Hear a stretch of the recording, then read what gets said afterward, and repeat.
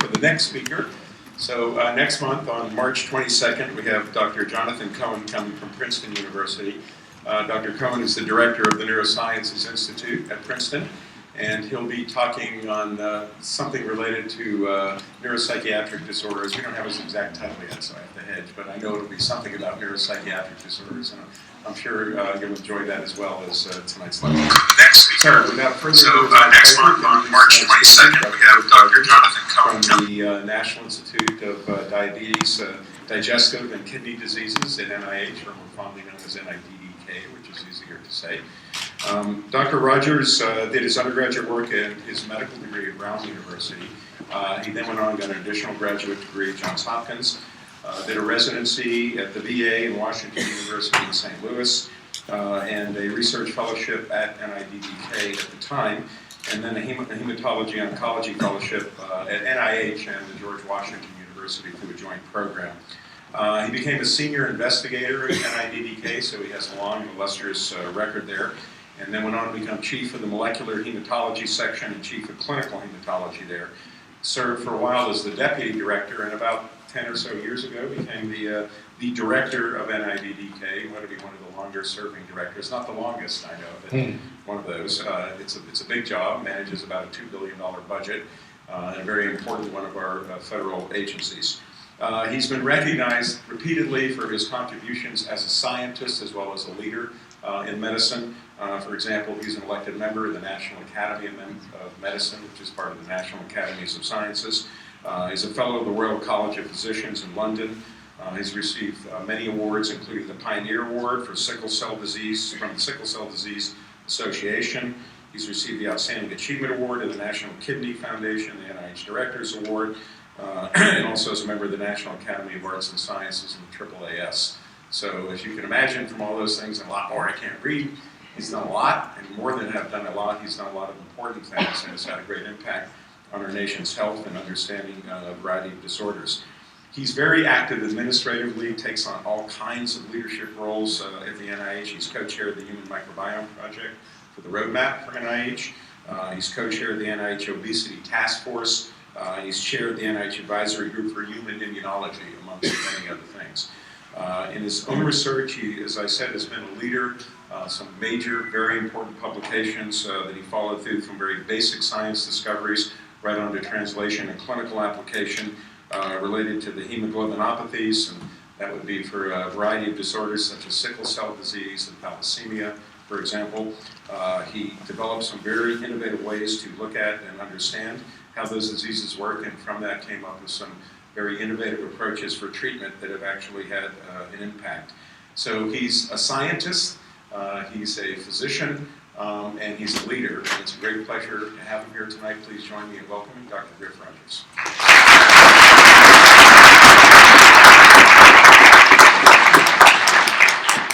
Well, thanks so much, Dr. Friedlander, for a very kind introduction. I can hardly wait to hear what I have to say. What I would say is I wish my mother were here. You know? Well, tonight I'd like to, in the time allotted, I'd like to tell you about a very important topic, and that is obesity and diabetes. These are really a double threat. Some people call it diabesity.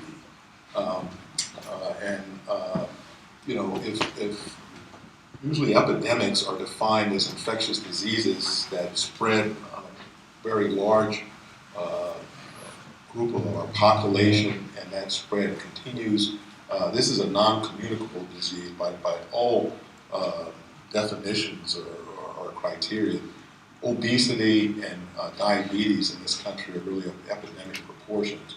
And unfortunately, we're seeing this in younger and younger children, so much to the extent that the Centers for Disease Control and Prevention are estimating that if this trend is not abated in some way, that this current generation of kids would have a shorter life expectancy than their parents did. And this would really reverse a trend that's been improving since the early 1900s.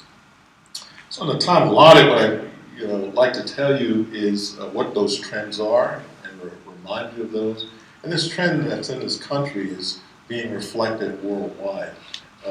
What we are how obesity relates to diabetes and other complications, and then the research that we are developing to try to prevent this double disease, diabetes and obesity. Because I think we can all agree that prevention is certainly a greater investment than actual treatment once people are afflicted, certainly with diabetes. What I'm going to show on this slide is the obesity trends among U.S. adults. Our sister organization, the Centers for Disease Control and Prevention, CDCP, that P is silent. People forget that there's a P was added about 10 or 12 years ago. But starting in 1985, they did phone surveys, and they asked the person who answered the call whether you're an adult, what's your height, what's your weight, and based upon the height and weight, one can calculate the so-called body mass index. And that body mass index, right, shown here, if your BMI, as defined as the ratio of your height or your weight in kilograms, and your height and meters squared is greater than 30, then you're considered to be obese. Ideal BMI is about 25, and if you're between 25 and 30, 29.9, you're considered overweight, you're not quite obese. But based upon these criteria, an average woman, for example, who's more than 30 pounds overweight, 5'4" woman would be considered obese. So here are the phone surveys. You can see it starts out with the prevalence numbers. Back in 1985, many states had not yet begun reporting, but you can see in most of the areas that did report, so less than 10%, some states in the South were between 10 to 14%. I just want to show you what has happened over time. As we go from blue to red to orange to yellow, the numbers are actually increasing greatly. You can look at Virginia and see how that fits into the cycle.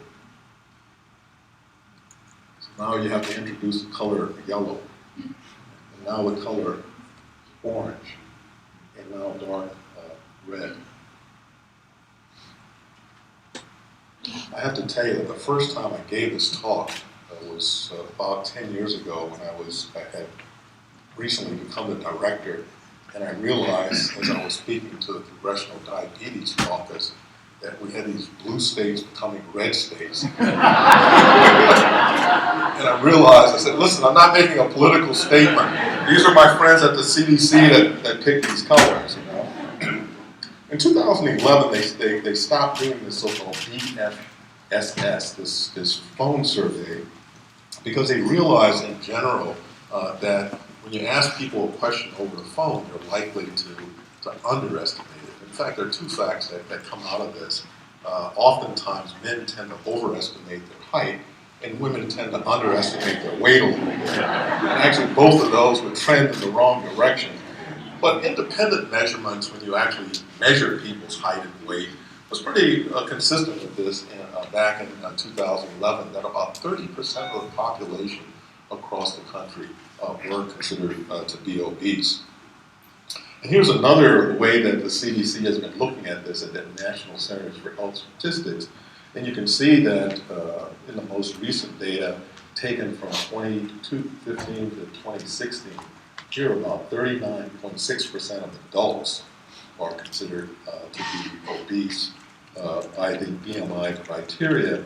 And perhaps most sobering is that in youth, less than 20, we're up to close to 20% of individuals are considered to be seriously obese. Now, the problem is that it's just not a cosmetic thing, that if you are obese, there are a series of associated conditions that put you at higher risk for the presence of obesity. For example, cardiovascular disease, coronary heart disease, stroke, lung disease are actually quite prevalent. But we're seeing an increasing number of people with non-alcoholic fatty liver disease. Now that hepatitis C is curative with treatment, the number one cause increasingly of people developing cirrhosis and ultimately hepatic failure, going on to hepatic cellular carcinoma is this non-alcoholic fatty liver disease, gallbladder disease. You're at risk for certain types of cancer. That's unambiguous now. What I'd like to focus on for this talk, since it relates to diabetes, is the role that diabetes plays and how that's related to having obesity as a risk factor. It goes without saying then that anything that you can do to prevent obesity is likely to prevent these complications that you see on this chart. And that's why it's so important that we develop better ways and an array of ways to not only engage in intensive lifestyle changes, but use basic findings in medical research to try to tackle this problem. We'll give you a few examples of NIH-sponsored research that are now looking at the obesity and ways of going about this. One that I'll elaborate later on in my talk relates to lifestyle changes, environmental and behavioral changes, including, and I have to admit and tell you that everything, for those of you who've been in previous talks where officials from the NIH have spoken, we tend to speak in acronym speak. So everything has an acronym. There's a diabetes prevention program and its associated outcome study. There's a study called Life Moms, which stands for Lifestyle Interventions for Expecting Moms, Look Ahead Project.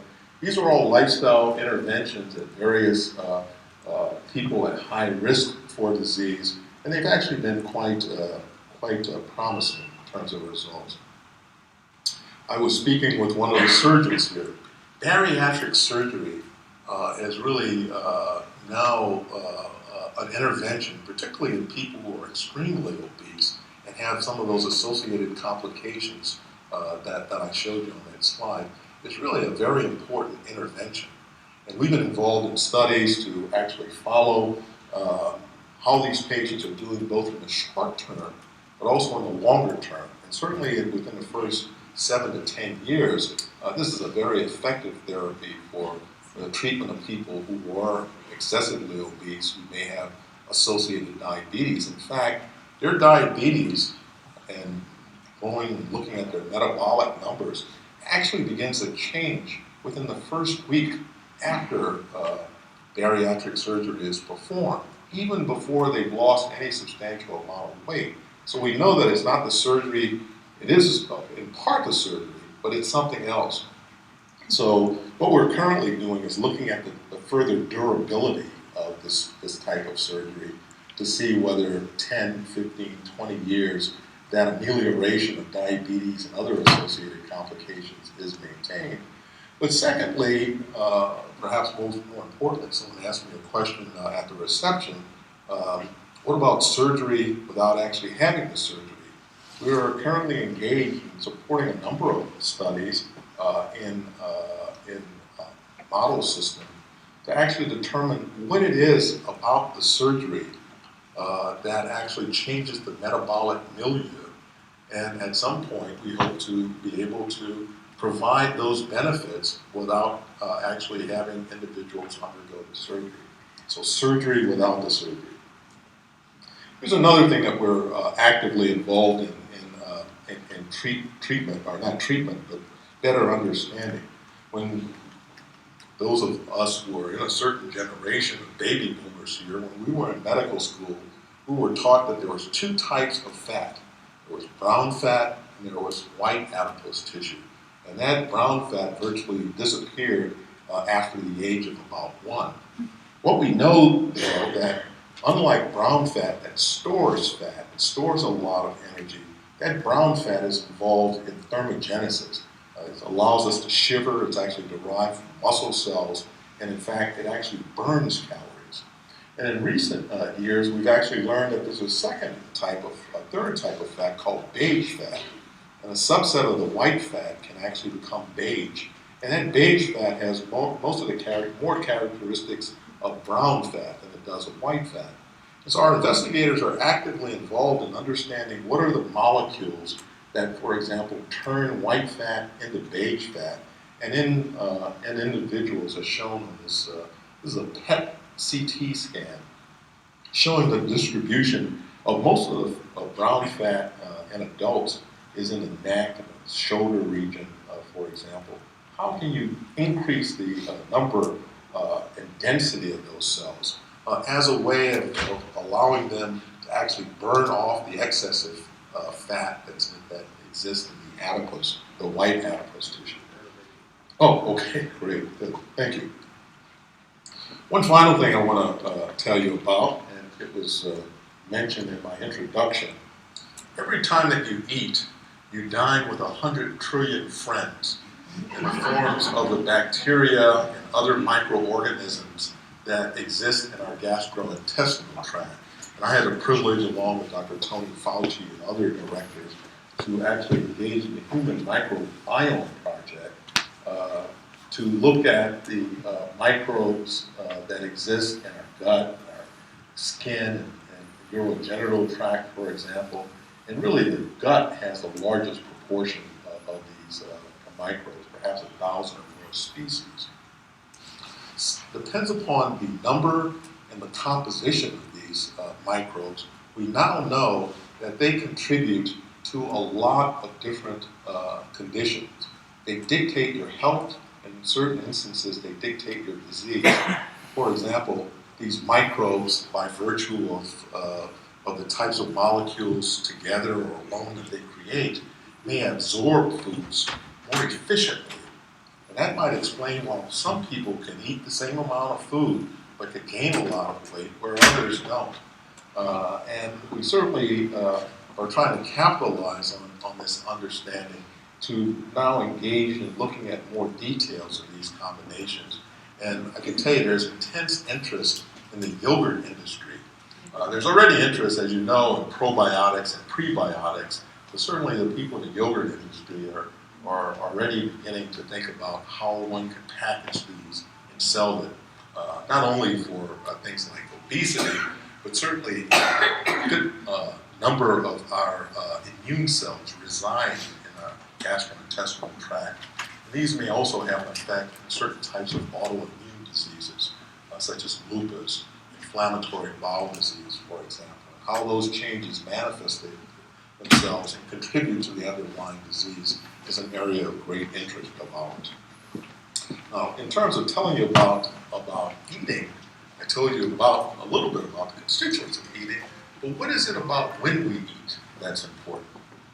That's shown here in a study that we have been funding by a colleague, Chair, published this in 2014, and cell metabolism.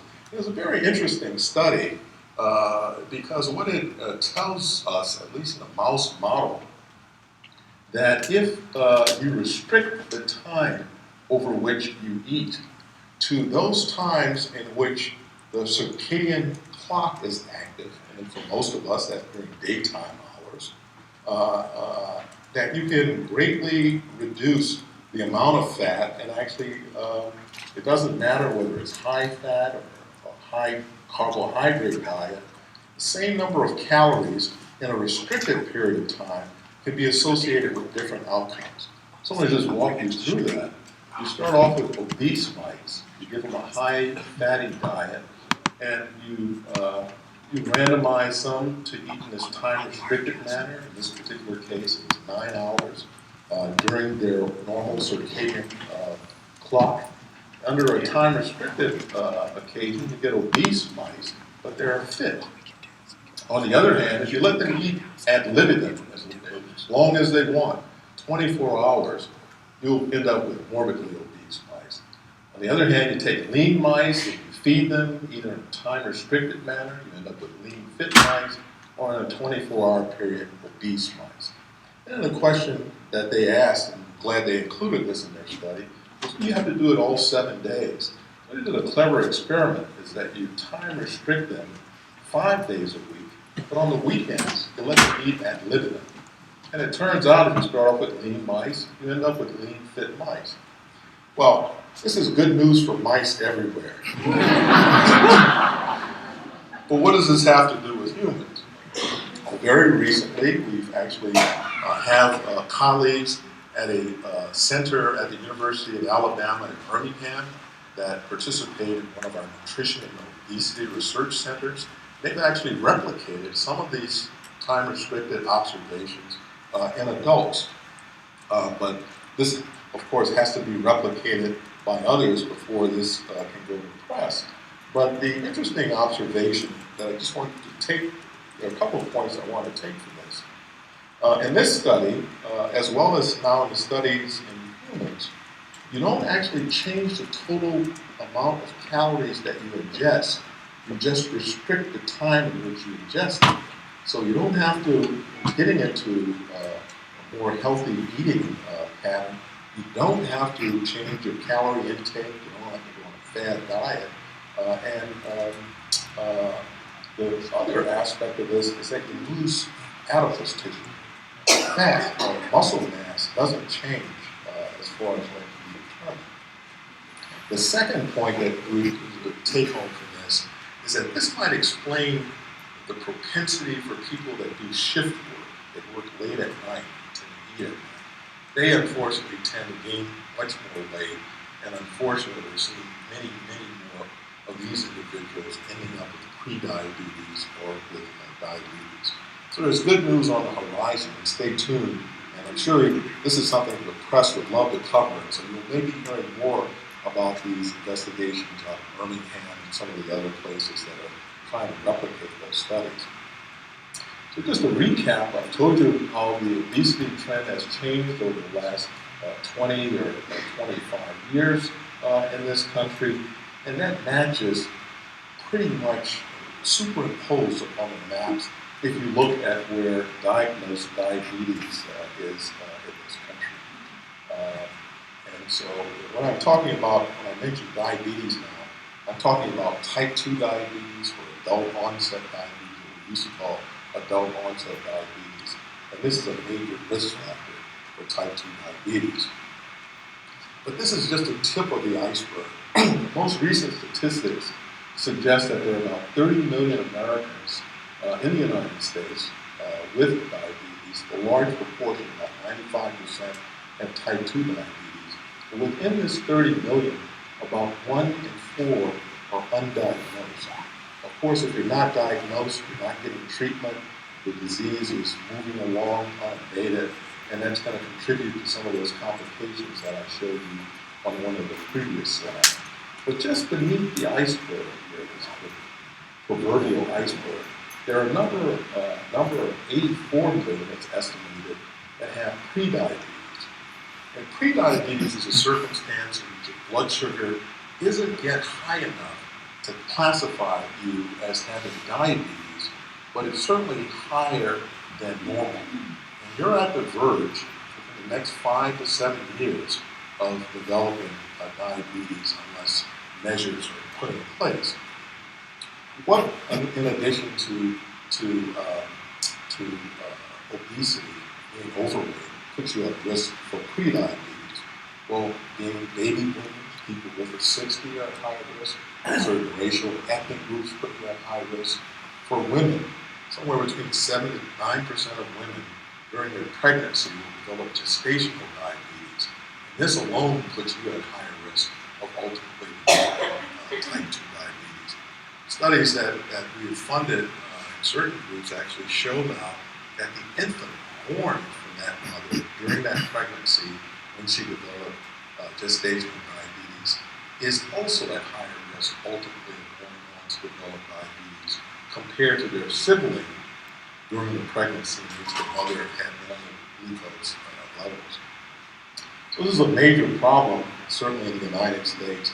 And here's an area that we really do want to prevent the disease from progressing further. I told you before and illustrated that we have a number of acronyms. Because of the enormity of this problem, we really have been setting the bar and have projects lined up across the spectrum from normal to prediabetes, from prediabetes to type 2 diabetes, and of course, studies focused on early interventions that may diminish and decrease some of those complications associated with it. This GRADE study, for example, is a study that we started a few years ago. It stands for Glycemic Reduction Approaches to Diabetes.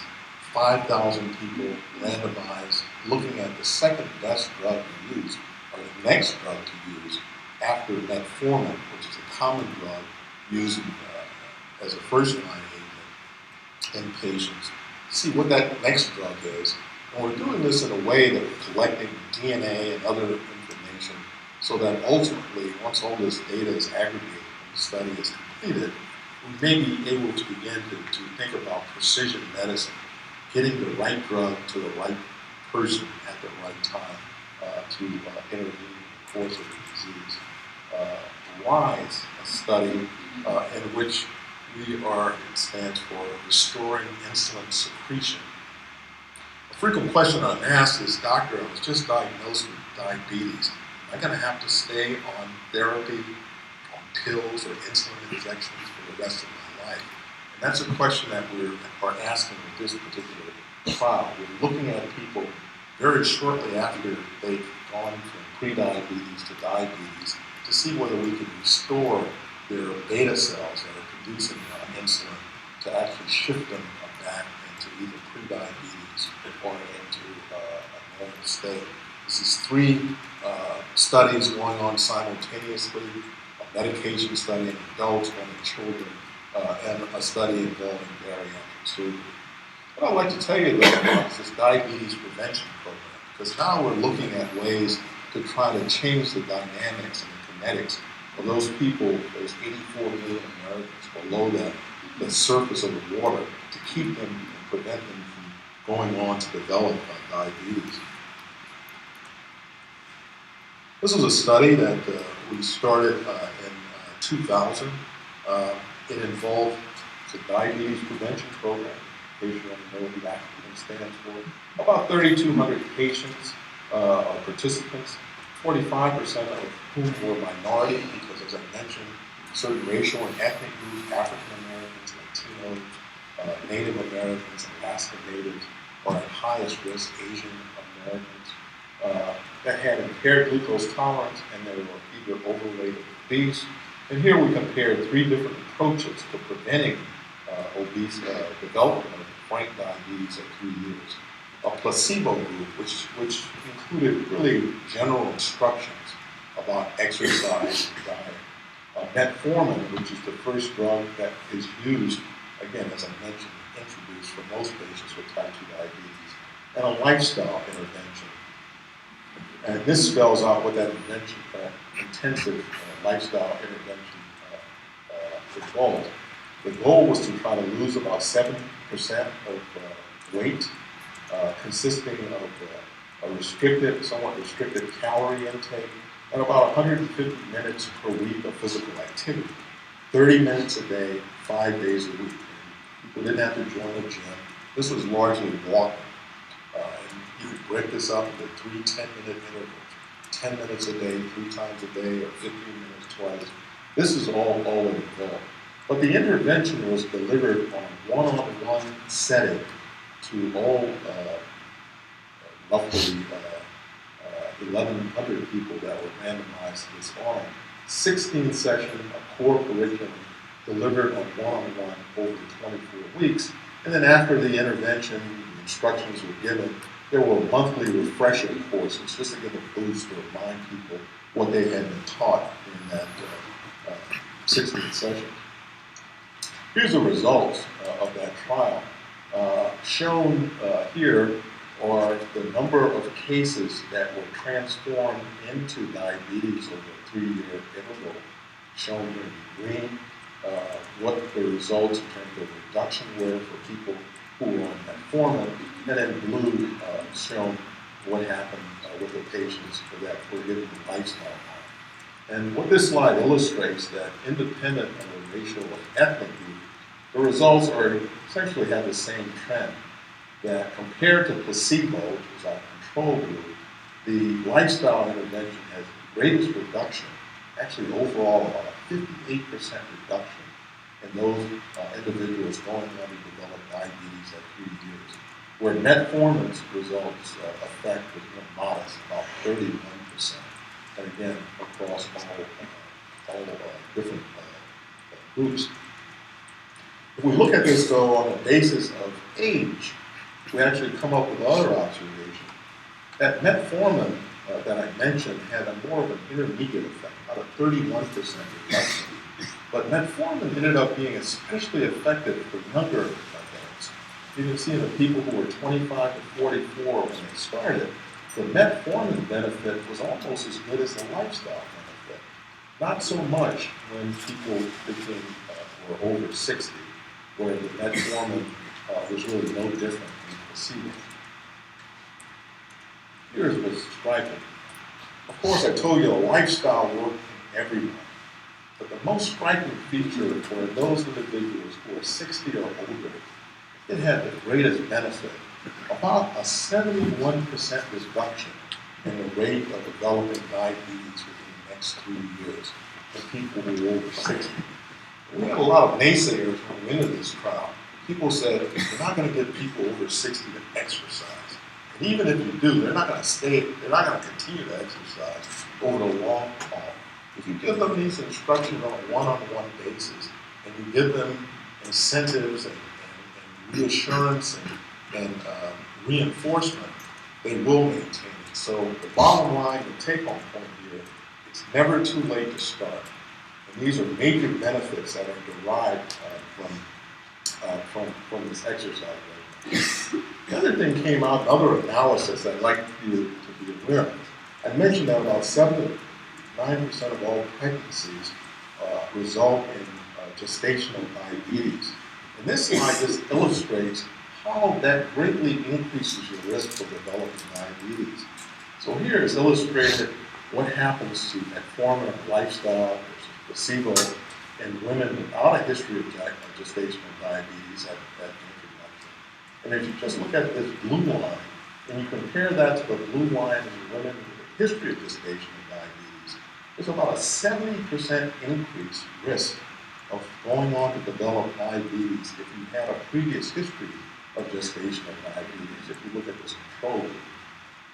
The other point here, though, is that the metformin in women who have a history of gestational diabetes really is not very effective compared to lifestyle, for example. It is very similar to placebo. But the greatest benefit occurred actually in women with a history of gestational diabetes. Again, just like in the older individuals, this effect was almost equivalent to that one you see with lifestyle. So the take-home point here is that lifestyle works in everyone, but is especially effective in older individuals. Metformin works better in young and in women with a history of gestational diabetes. So we show this effect, 31% reduction, 58% reduction. The question is how durable this effect is. But before we actually determine the durability, that's that outcome study on DPP OS, we ask a simple question from a financial standpoint, a cost-effective standpoint. Of course, when you give this intervention on a one-on-one basis, it's actually quite costly. It's about $3,000 to give this, to deliver this information to the patient. And if you just do the math, you look at the 84 billion, 3,000, that's not sustainable. So we have to come up with a more cost-effective way of delivering this intervention. And therefore, we recruited the YMCA. And you might ask, well, why? Why would you use a Y? Well, there are 2,600 YMCAs in this country, and about 80% of the population lives within a 3-mile radius. And for those of you who've ever been to a Y, you know that your ability to pay is not a barrier because it was sort of a sliding scale that allows participation.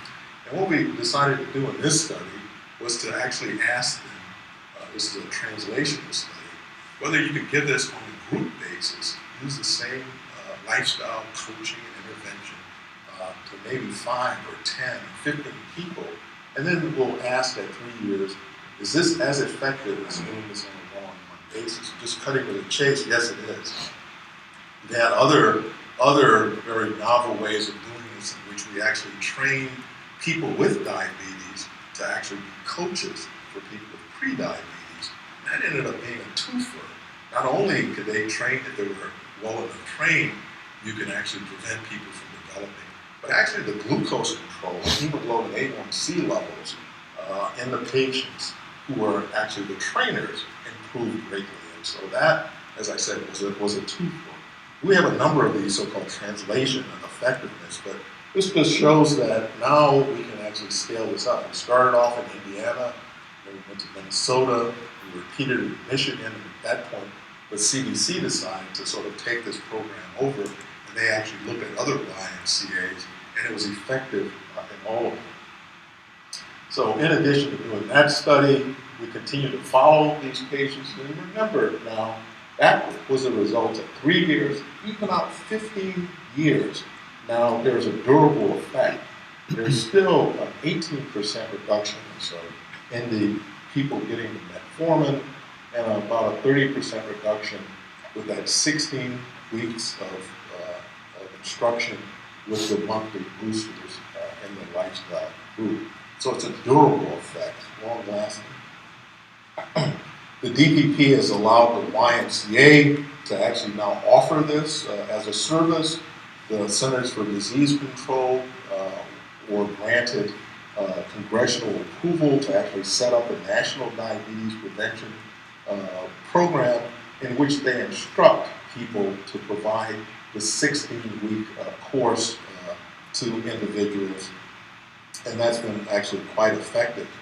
So effective, and this is one of the things that really is gratifying being in a position like this, that the CMS, Centers for Medicare and Medicaid Services, decided to do an actuarial study, particularly obviously among their beneficiaries, people 65 or older, where I told you we saw the greatest effect. And in a 2-week analysis in their study, they actually showed that in people given this intervention, that it was actually cost saving. So as a direct result of that, CMS has passed legislation which will allow physicians and people who have been trained to provide this intervention beginning in April of this year. And this is now on physicians' fee schedules, but anyone who has been trained and certified by the CDC can now receive this services paid for by Medicare.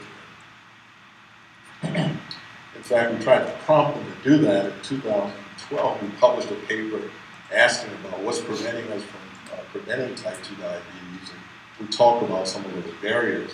Ultimately, that did lead the CMS to change their schedule. But thus far, metformin is still not FDA approved. I've been working as hard as I can on my colleagues at the FDA to get them to change.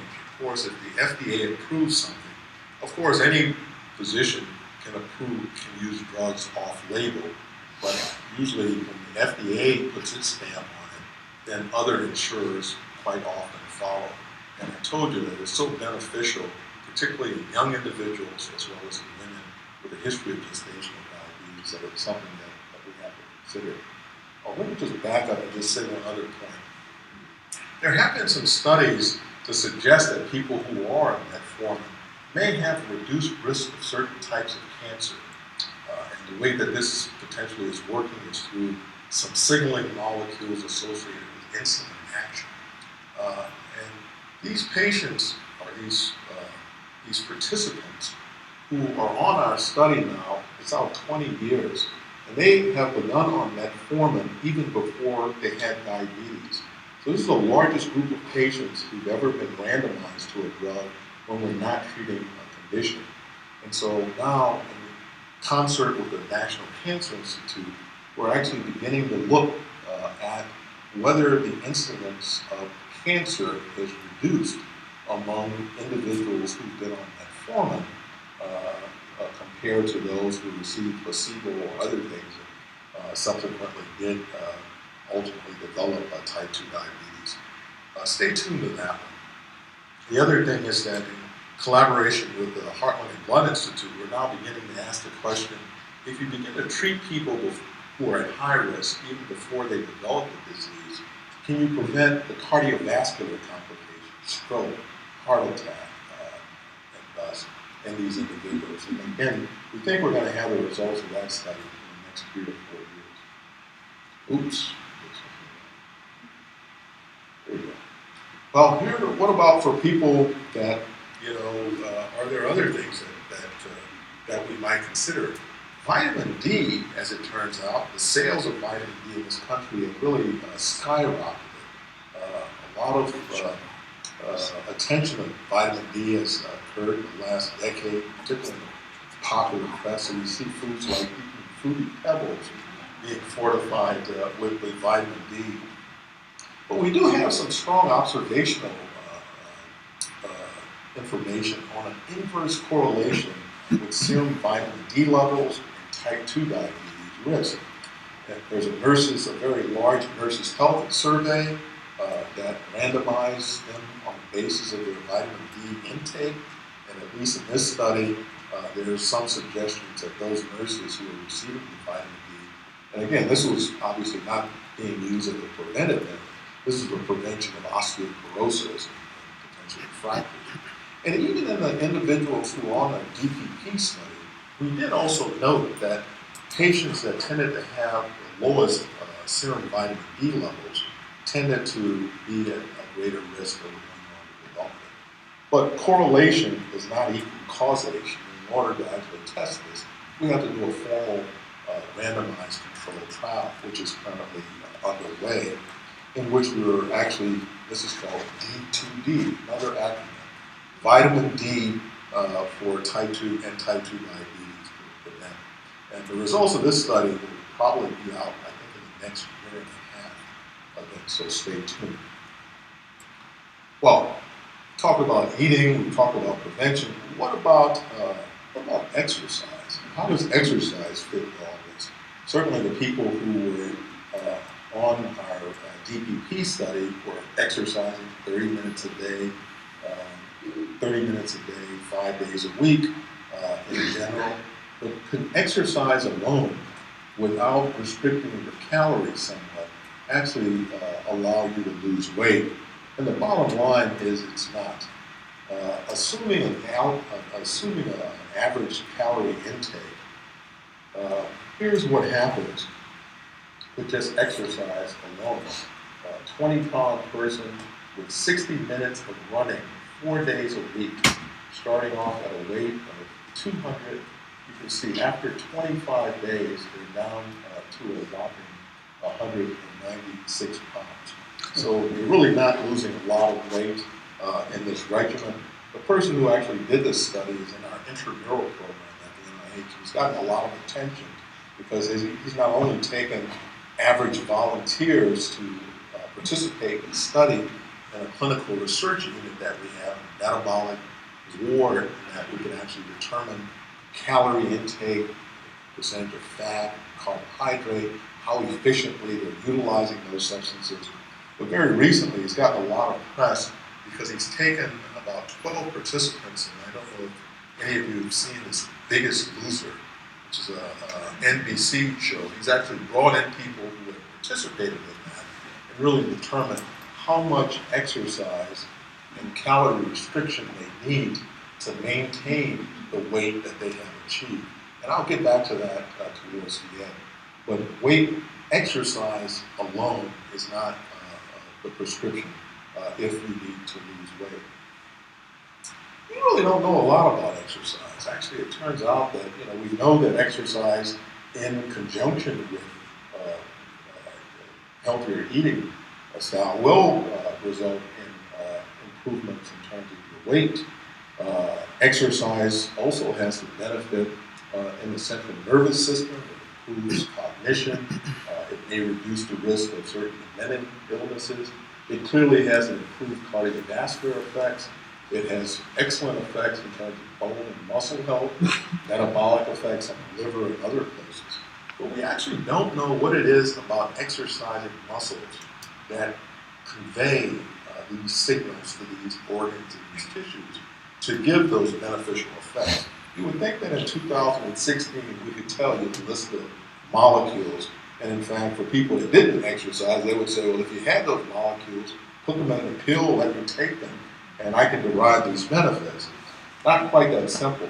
But we have now started a study, again, called MotorPack.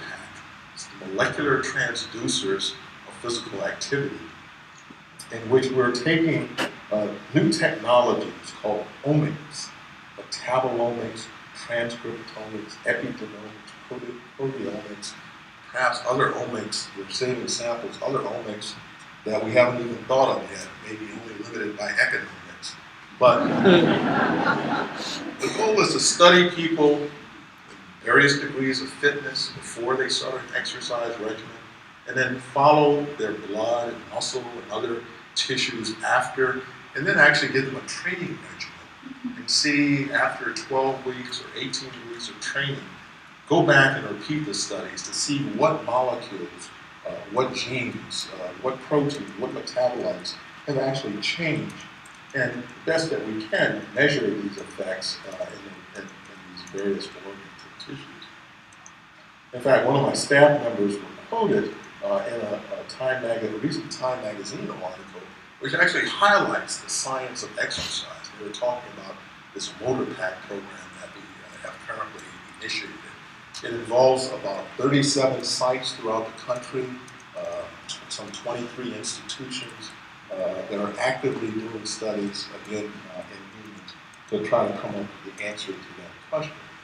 Some of our investigators have come up with a few of these molecules. So, for example, there's a molecule called irizin, which appears to not only result in the browning of that fat that I told you about, but it also has beneficial effects in the liver, in which it can stimulate glycogenesis, and it reduces gluconeogenesis, and thereby improving the metabolic of the good. It also has improved effects on the fat in those tissues.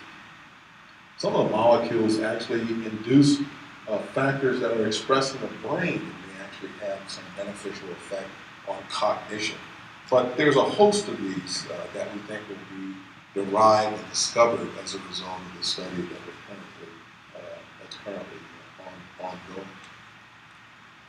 I know that the time is limited, so let me just conclude that the results of those trials that are currently underway that we support would be of no benefit if we don't get them out to the public and begin to turn knowledge, those data into knowledge, and then knowledge into action.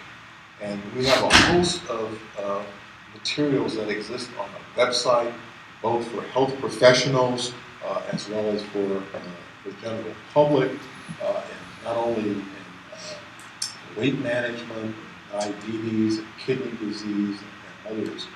And we also have information for health professionals.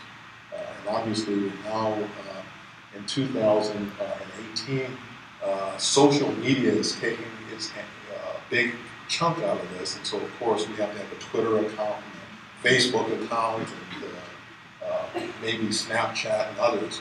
But this is how we have to get the information out, so we have to do it.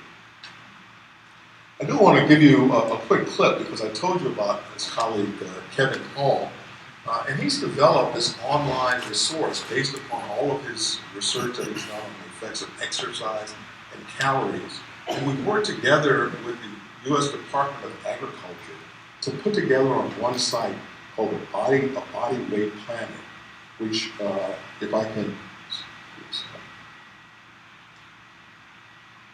oops.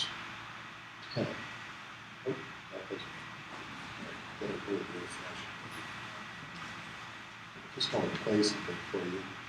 Give you a sense of it. Hope this works. Should I click this here?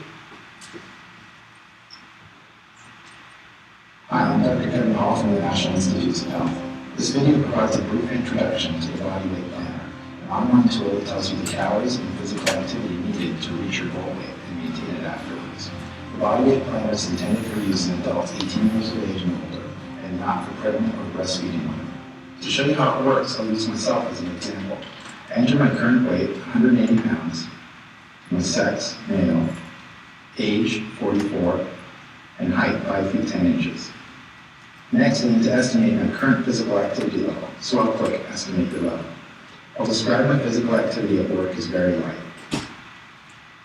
The description comes up that says sitting at the computer most of the day or sitting at a desk. That sounds about right. Then I describe my physical activity at leisure time. I'll select moderate. The description says regular activity at least once per week, and this includes walking to work 10 to 30 minutes per day. That description also seems to fit. This gives me a physical activity level of 1.6, which is about average. Moving to the next step, I can enter my goal weight, which is 160 pounds. Now I can enter how many days I want to give myself to reach that goal, or I can enter a date to reach it. Also like 6 months from now, which is about 180 days. Then I'll go to the next step where I can enter any changes in physical activity. I'm planning to start walking my dog in the mornings, and I'll use the calculate button to help me determine the corresponding percentage increase in physical activity. I plan to walk at a moderate intensity for an additional 30 minutes, 5 times per week. This is in addition to the physical activity I'm already doing, like walking to work that I mentioned previously. I could also add other physical activity changes, but I'll stick to this for now. So, walking the dog gives me an extra 12% increase in physical activity above my starting activity I entered on the first screen. I'll go on to the fourth step where I can see my results. The body weight plan says that I will maintain my current weight by eating 2,745 calories a day. To reach my goal of 160 pounds in 6 months from now, I need to eat 2,320 calories a day, along with starting to walk my dog in the mornings. After I reach my goal weight, I can eat 2,622 calories to maintain 160 pounds, assuming I continue with all my physical activity. To help me track what foods to eat on a 2,320 calorie eating plan to reach my goal, I can use the USDA Super Tracker. There's a link for it here on the results page. To start, I'll click here to create my profile. I'll make up a profile name and enter my information. Then I'll see a box that says, would you like Super Tracker to help you? This is where I should enter the suggested calorie results from the body weight planner into Super Tracker's personal calorie goal field. When I click through, I can see that there are options that can help me create a personalized meal plan based on the results from the body weight planner. I can also track my body weight, physical activity, and diet. I hope you find the body weight planner and the Super Tracker to be helpful tools.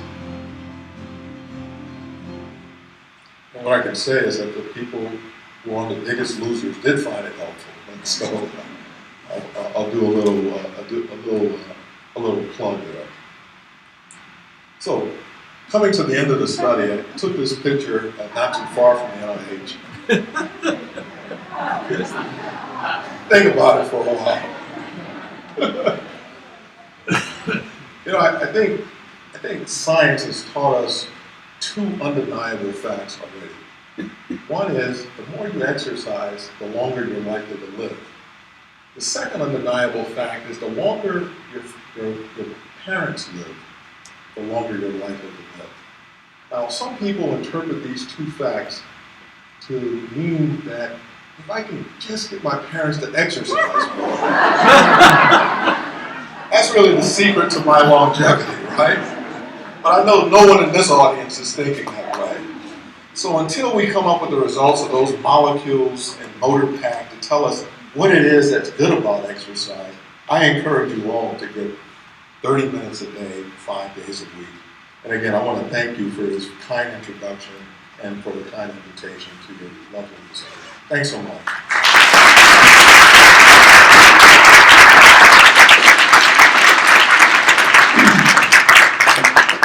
Much, Dr. Rodgers. I want to know about that dog that he was watching. I think we have time for something to do a couple of questions, comments. The floor is open. Yes, right back there. Yep. Talk about, you mentioned talk about prevention. So if you do anything about you have one hour of people using protein, diet, routine, you don't want to do that. Well, I'm sure that there are diets that can reverse, but I think the question is, what's the durability of that? And have those particular diets been subjected to, randomized studies? It could be, for example, that the people who participate in that are very motivated, maybe can stay on it, but what is the durability of that effect? It's very difficult, other than surgery that I mentioned, you do begin to see these metabolic changes even before there's substantial weight loss, to understand how a diet given over a week can have those same dramatic effects. We know, for example, that the surgery has a couple of effects. It changes the anatomy so that the absorptive surface is reduced. We know that it changes how bile acids get secreted into the intestines. We know that it actually intrinsically changes a number of substances that are produced in the intestines, things like ghrelin and other secreted factors. And finally, we know that it actually changes the microbiome. Not clear how a diet over a short period of time. Most of the diets I've heard about are try this diet for 2 weeks and you can throw away your pills. I just don't know about the durability and whether those have been subjected to fairly intense randomized trials, which, although it's not the only way to do science, is usually what we begin with as experiment.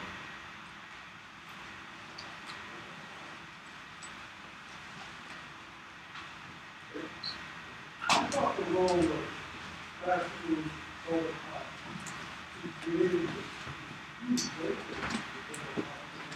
Yeah, I think it's undeniable that that has a real role. I'm giving a talk to a group of fifth graders in a couple of weeks in Washington. And I'm going to actually show them, in a little bit less sophisticated terms when all of this actually began. And especially in kids, they had a fairly low level of what would be considered obesity or overweight until the 70s. And when I showed them the introduction of the first McDonald's drive-thru and asked them who knows about this, I showed them the very first video game, Atari, the first mobile phone that came out in the early 70s. It was about this big, and many of you remember it. Now we all have a device. And other things that seem to conspire at the time to both make fast foods, which have very high caloric density, as well as encourage more sedentary lifestyle more readily available. So generally not one factor, but probably multiple factors. Schools, for example, had to cut back on the amount of physical activity that kids were getting because of either financial considerations or put more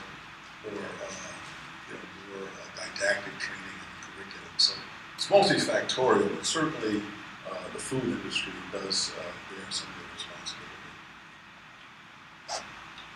One question on behalf of the molecular biologist sorry, because of the metformin sensitivity related, you say about the sleep pathways. We're just at the very beginning of understanding of that. We know that metformin works through an important pathway called AKT and some of its downstream targets. What we do know, based upon this study so far, is that there's an important metformin transporter, and variants of that particular gene is associated to be responsible for benefit or lack of benefit. But in terms of what are the particular targets that metformin is actually achieving, and in terms of its role in the prevention, it's quite likely to be the same mechanisms or challenging signal pathways that it works for in terms of treatment.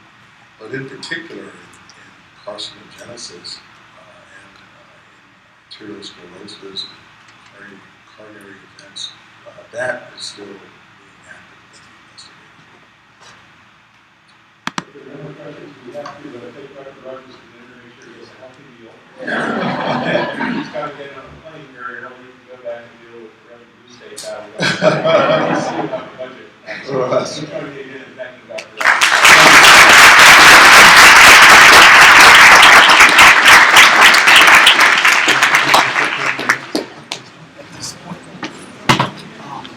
Go over to the BTC tab in Google.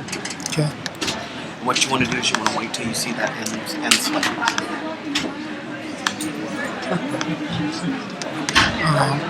Which tab? Second one. Second tab up at the top. This one? No, up. Oh, I'm sorry. Yep. Gotcha. Okay, now you can stop the stream. Okay. So go to Wirecast.